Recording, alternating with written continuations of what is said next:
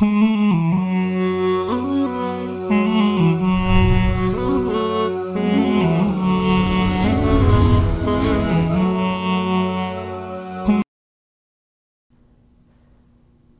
لله والصلاة والسلام على رسول الله وعلى آله وصحبه ومن والاه، اما بعد. السلام علیکم و رحمت الله و برکاته. بینندگان عزیز و گرامی، در خدمت شما هستم از برنامه دیگر از برنامه رهنمود سنت. بینندگان عزیز و گرامی، بحثی که ما از چند برنامه بدین سو شروع کردیم پیرامون موضوع تبرک هست که اصل بحث ما در این است که ما می‌خواهیم در مورد بدعاتی که در اعتقاد وجود داره به خدمت بینندگان عزیز مطالبی را بیان کنیم که در برنامه‌های گذشته در این مورد اشارات شد و در مورد تبرک در قسمت‌های گذشته به خدمت بینندگان عزیز مطالبی را بیان کردیم. بحث ما به اینجا رسیده بود که تبرک به صالحین چگونه هست و طریق مشروع آن را به خدمت بینندگان عزیز بیان کردم. اما آیا همچنان که ما در برنامه‌های گذشته به خدمت شما بینندگان عزیز و گرامی مطالبی را بیان کردیم برای اینکه به آثار و به ذات پیامبر علیه السلام می شود تبرک کرد و ما احادیث و روایات را به صورت گسترده و مفصل به خدمت شما بینندگان عزیز و گرامی یکایک بیان کردیم. اما در این برنامه می خواهیم با همدیگر به موضوع دیگری بپردازیم. آیا می شود به آثار صالحین و بزرگان همچنان که به آثار رسول الله و به ذات پیامبر صلی الله علیه و سلم تبرک جایز بود؟ آیا جایز است یا نه؟ ما می خواهیم که جواب این سوال را به چند وجه بدهیم، اما به صورت کوتاه میگم نه، همچون چیزی جواز ندارد و همچون چیزی صحیح نیست. چرا؟ دلایلش و وجوهش این است که اولا یک سری مسائلی هست که مخصوص پیامبر خدا صلی الله علیه و سلم می باشد، چنانچه نماز تهجد برای رسول الله صلی الله علیه و سلم واجب بوده اما برای امتشان واجب نیست، چون این خاص به رسول خدا علیه السلام هست و تنها مخصوص پیامبر علیه السلام هست. و همچنین مسئله تعدد الزوجات میبینیم که یک مسلمان بیشتر از 4 زن در یک آن واحد نمیتواند در نکاح داشته باشد، اما رسول الله صلی الله علیه و سلم در یک آن و در یک زمان 9 زن را در ازدواج دارند و به این ترتیب خصوصیات رسول الله صلی الله علیه و سلم زیاد است. و یکی از این مسائل و از خصوصیات پیامبر علیه السلام این است که الله تعالی جل جلاله کل وجود پیامبر علیه السلام را تبرک قرار داده و مبارک قرار داده. می شود به جسم پیامبر، می شود به آثار پیامبر علیه السلام تبرک جست، ولی برای صالحین و برای دیگر اشخاص غیر از رسول الله صلی الله علیه و سلم همچون چیزی جایز نیست و این از خصوصیات پیامبر اکرم صلی الله علیه و سلم می باشد. پس ای مسلمان این را بدان که این از خصوصیات رسول الله صلی الله علیه و سلم هست و ربط برای دیگران ندارد و این نوع تبرک به ذات و آثار تنها مخصوص رسول الله صلی الله علیه و سلم هست و انتقال برای دیگر بندگان خدا اگرچه خیلی هم صالح باشند، اگرچه افضل انسان ها بعد از رسول الله صلی الله علیه و سلم باشند، جایز نیست و ما نمیتوانیم با آنها تبرک بجوییم. این وجه اولش. اما وجه دوم این که چون این کار و این عمل باعث میشه و ذریعه میشه برای رسیدن به بدعت و شرک، بناهن برای قاعده سد ذرائع میتوان که این چیز را رد کرد و ناجائز قرار داد. البته نظر علما در این هست که این به خاطر این است که ما سد ذرائع بکنیم و جلو رسیدن انسان ها به سوی شرک و به سوی بدعت بگیریم. ما در جامعه خود فراوان میبینیم در میان مسلمانان امروزی متاسفانه امروز ما فراوان میبینیم که کسانی به نام انسانهای صالح و به نام شیخ و به نام انسانهایی که در واقع خودشان را جایگاه میدهند در میان مردم همچون کارهایی را انجام میدهند. مثلا مردم به آب دهان آنها تبرک میجویند و گاهی به لباس آنها تبرک میجویند، به آب وضوی آنها تبرک میجویند، به آب حمام آنها تبرک میجویند و حتی جالب این است که حتی بعضی ها متاسفانه بعضی از مریدها حتی به قضای حاجت و یا به همان نجاستی که از وجود شیخش بیرون میشه تبرک میجویه. اعوذ بالله. واقعا این انسان ها چقدر گمراه شدن، چقدر بدبخت شدن که به این سرحد رسیدن که حتی مقام انسانیت خود را زیر سوال میبرند. همان کرامت انسانی که پروردگار متعال به آنها داده متاسفانه آن را زیر پا میگذارند. خب با این وجود که همچون انسانهای مغرض و انسانهای بدبخت پیدا میشوند و مردم را به سوی تبرک به خود و به تبرک به جسم و جان خود دعوت میکنند، آیا میشود گفت که این جایز است؟ به خاطر سد ذریعه باید جلو این را گرفت و با این مبارزه کرد. اگرچه این یکی از وجوهش هست، یعنی نمیگویم که به خاطر این موضوع میتوان گفت این حرام است، تنها به این خاطر نیست. اولا گفتیم که یکی از خصوصیات رسول الله صلی الله علیه و سلم هست که کسی دیگر را در آن دخل نیست و کسی دیگر نمیتواند خود را قیاس بکند برای پیامبر علیه السلام. رسول الله صلی الله علیه و سلم جایگاه و مقام خاصی دارند که دیگر انسانها نمیتوانند خودشان را به پیامبر علیه السلام قیاس کنند و اگر خواسته باشند خودشان را به پیامبر علیه السلام قیاس بکنند باید ختم ایمان خود را بخوانند، چون ایمان آنها زائل میشه، ایمان آنها از بین میره. رسول الله صلی الله علیه و سلم دارای جایگاه و مقام فوق العاده هستند که الله تعالی به پیامبر علیه السلام داده و هیچ کسی دیگر را لایق این شأن نیست که خودش را به پیامبر علیه السلام شبیه بکنه و بگه چنانچه صحابه با آب وضوی پیامبر تبرک می جستند، چنانچه صحابه به لعاب دهان مبارک رسول الله صلی الله علیه و سلم و معطر پیامبر علیه السلام تبرک می جستند و چنانچه صحابه به لباس پیامبر تبرک می جستند، اشکال نداره که مریدان من و کسانی که تحت فرمان من هستند یا شاگردان من هستند به من تبرک بجویند. به کدام دلیل همچون چیزی میخواهی خود را شبیه رسول الله صلی الله علیه و سلم بکنی و میخواهی خودت را مثل پیامبر علیه السلام بکنی؟ پس بناهن یکی از وجوهی که میتوان این را رد کرد به خاطر سد ذریعه هست و همچنین دلیل دیگر این که بعد از رسول خدا صلی الله علیه و سلم چنانچه ما مسلمان ها معتقد هستیم که افضل انسان ها و بالاترین مقامی که انسان ها در پیشگاه خداوند متعال دارند از انسان ها حضرت ابوبکر صدیق رضی الله تعالی عنه هست. ابوبکر صدیق رضی الله عنه دارای مقام و جایگاه خاصی است که بعد از انبیا علیهم السلام بهترین فرد این امت هست و بعد از آن عمر فاروق رضی الله عنه و بعد از آن عثمان ذوالنورین رضی الله تعالی عنه و بعد از آن علی ابن ابی طالب رضی الله تعالی عنه. پس ما در سیرت هیچ یک از این خلفا و بعد از آن عشره مبشره و هیچ یک از صحابه پیامبر علیه السلام نمی بینیم که دیگران مثلا تابعین آمده باشند با آثار آنها تبرک جسته باشند.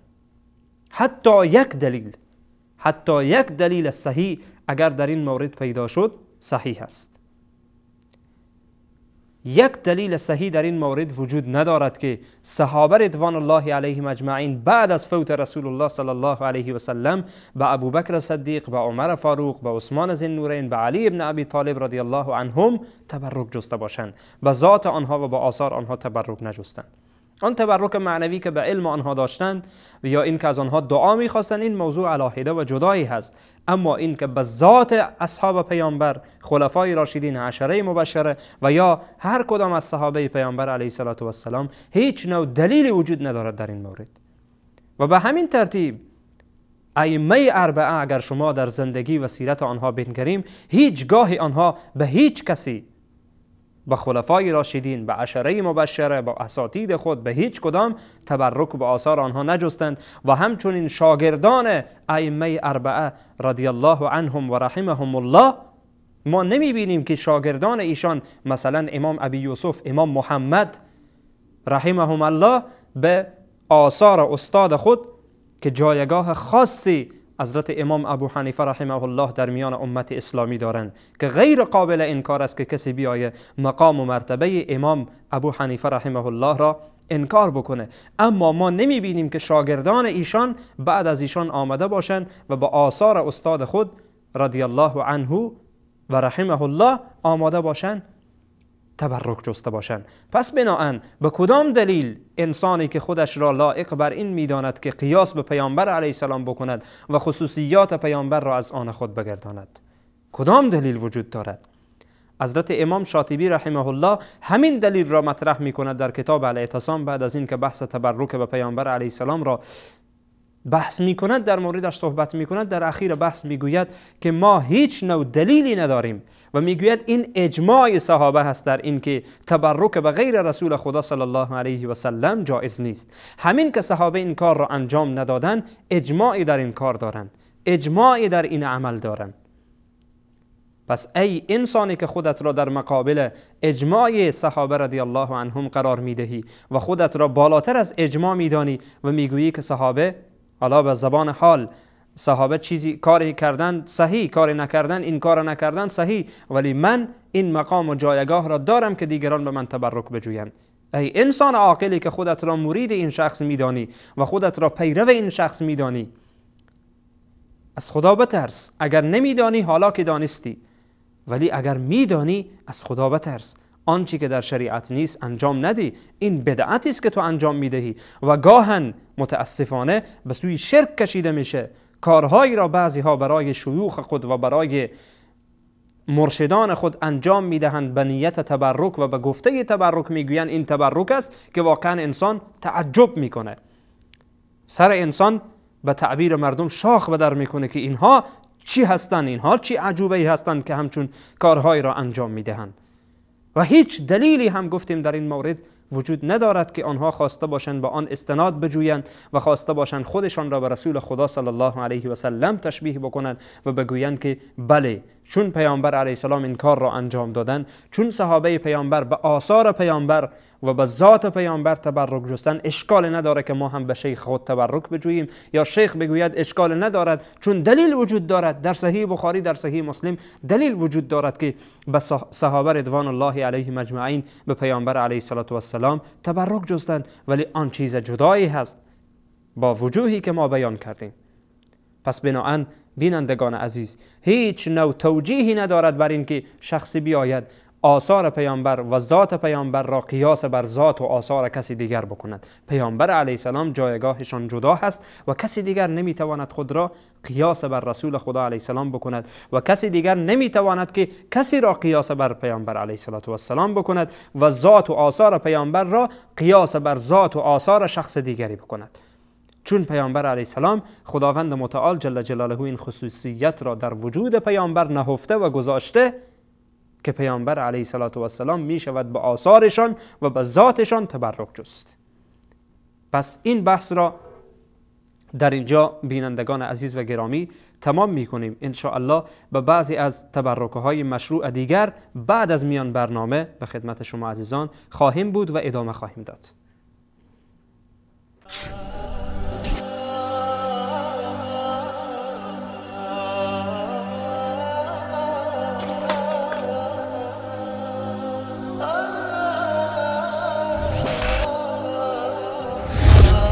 مثال حق، ندای حقیقت.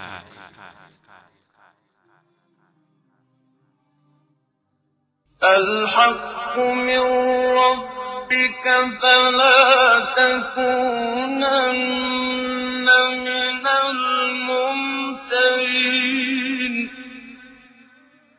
این فرمان حق از سوی پروردگار توست، بنابراین از تردید کنندگان مباش. السلام علیکم و رحمت الله و برکاته. بینندگان عزیز و گرامی، بعد از میان برنامه در خدمت شما عزیزان قرار گرفتیم. بله بینندگان عزیز و گرامی، همچنان که ما مطالبی را بیان کردیم برای تبرک های مشروع، هر کدام آنها را به صورت جداگانه توضیح دادیم. حالا رسیدیم به یکی دیگه از تبرک های مشروع که شرعاً جواز داره و انسان میتواند به آن تبرک بجوید. و چیزی که ما میخواهیم در اینجا به خدمت شما عزیزان مطرح بکنیم همانا بحث آب زمزم هست. می شود با آب زمزم هم تبرک جست، البته به گونه شرعی و به گونه‌ای که شریعت مقدس اسلام آن را بیان کرده. خب ما مطالبی را میخواهیم اولا بیان بکنیم، این که آب زمزم یا چای زمزم در مسجد الحرام در شرق کعبه معظمه قرار داره. در اونجا چایی هست که داستانش مفصله، حالا ما نمیخواهیم که در اصل و بنیه این چا بپردازیم، ولی الله تعالی در این چا برکات و خیرهای فراوان نهفته و گذاشته است که در شریعت مقدس اسلام این خیرها و این برکتها ثابت شده. اینها ساختگی نیست که عده‌ای خواسته باشند این را بسازند. اولین خصوصیتی که پروردگار سبحانه و تعالی و برکتی که در این چاه مبارک که همانا چای زمزم یا آب زمزم هست گذاشته است، این است که این چاه و این آب با فضیلت ترین آب و با فضیلت ترین چاه در روی زمین هست. از این آب و از این چاه آبی بهتر و چای بهتر در روی کره زمین وجود ندارد و این خصوصیت را الله تعالی برایش داده. این چا چیزی نیست که برای خود خصوصیت پیدا بکنه. الله تعالی این کرامت و این برتری و این لطف را کرده و برای این چا این جایگاه را داده است که این چا برترین و با فضیلت ترین و خوبترین چا و آبی است که در روی کره زمین قرار دارد. بهتر از این پیدا نمی شود، بهتر از این آب دیگری پیدا نمی شود. در این مورد ما روایتی داریم از ابن عباس رضی الله عنهما که روایت میکنه از رسول الله صلی الله علیه و سلم که فرمودن خیر ماء علی وجه الارض ماء زمزم، بهترین آب در روی کره زمین آب زمزم هست. بهترین و بابرکترین و خوبترین آب زمزم هست. این حدیث در المعجم الاوسط امام طبرانی رحمه الله این را روایت کرده، حدیث شماره 3912. و همچنین آب زمزم آبی است که خداوند متعال در او خصوصیت دیگر و برکت دیگر گذاشته است. وقتی انسان از این آب استفاده می کند سیر می شود، مثل که غذا بخورد سیر می شود. مثل که انسان را غذا سیر می کند، آب زمزم این خصوصیت را الله تعالی در او گذاشته که انسان خود به خود سیر می شود. خود به خود انسان مثل که غذا خورده باشد و طعام خورده باشد همچنان از گرسنگی نجات می یابد. در این مورد هم ما روایاتی داریم، از جمله در صحیح مسلم روایتی هست در مورد جریان اسلام آوردن ابوذر رضی الله تعالی عنه که خودش میگه ما 3 روز در مکه مکرمه اقامت کردیم. 3 روز در مکه مکرمه ابوذر اقامت میکنه و همچنین میگه یک و نیم روز، یعنی 1 روز و نیم میگه ما طعام نخوردیم و از آب زمزم نوشیدیم به جای هر نوع طعام دیگری. و بعد رسول الله صلی الله علیه و سلم برایش گفتند و او میگه که من گرسنه نشدم، 1 و نیم روز کامل از آب زمزم خوردم ولی گرسنه نشدم. رسول الله صلی الله علیه و سلم به همین جهت برایش فرمودند که انها مبارکتون انها طعام طعم. پیامبر علیه السلام فرمودند که این چای مبارکی است، این آب مبارکی است و غذای این غذای برای انسان مثل طعام هست، غذا هست. این حدیث در صحیح مسلم روایت 2473 بیان شده. به هر صورت چیزی که ما از این روایت میگیریم این است که این آب، یعنی آب زمزم، خصوصیتی که خداوند در او قرار داده، برکتی که در او قرار داده که می شود تبرک جست توسط خوردن آن، این است که انسان اگر گرسنه باشه سیر میشه. به همین جهت است که علامه ابن اثیر رحمه الله میفرماید که در شرح این حدیث میگوید که یشبع الانسان اذا شرب ماءها کما یشبع من الطعام. میفرماید که انسان سیر میشه از نوشیدن آب زمزم همچنان که از خوردن طعام انسان سیر میشه و بی نیاز از غذا میشه. النهایه ابن اثیر جلد 3 صفحه 125. و همچنین خداوند متعال جل جلاله برکات دیگری را در این آب مبارک گذاشته که این آب وسیله شفا هست. وقتی انسان میخوره الله تعالی توسط این آب انسان را شفا میده. ما در روایتی داریم از ابن عباس رضی الله تعالی عنهما که میگوید پیامبر علیه السلام فرمودن که براستی تب یعنی انسان وقتی وجود انسان داغ میشه، حرارت وجود انسان پیدا میکنه، میگن تب. پیامبر علیه السلام میفرمایند تب از جنس گرمای جهنمه. تبی که انسان پیدا میکنه از جنس گرمای جهنم هست. بعد میفرمایند فابریدوها بماء زمزم، پس این گرمای تب را شما میتوانید که توسط آب زمزم خنک کنید. یعنی پروردگار متعال جل جلاله شما را شفا خواهد داد وقتی که شما از این آب مبارک و از این آب نیک استفاده بکنید. آبی که الله تعالی او را مبارک کرده، آبی که خداوند جل جلاله برایش برکت و برایش برتری داده. اما این که ما چگونه به این آب تبرک بجوییم، خب بعضی از مطالب را بیان کردیم به خدمت بینندگان عزیز. نوشیدن آب و به همین ترتیب که این بسیار مؤثر هست و این که خود آب بهترین آب هست، و بعضی مطالب دیگری در مورد چگونگی تبرک به آب زمزم هست که ان شاء الله در برنامه بعد به خدمت بینندگان عزیز به طور کوتاه و فشرده بیان خواهم کرد. چون وقت این برنامه به اتمام رسیده، همه شما را به الله تعالی میسپارم. الله سبحانه و تعالی یار و مددگار همه من و شما باشد. تا برنامه بعد، السلام علیکم و رحمت الله و برکاته.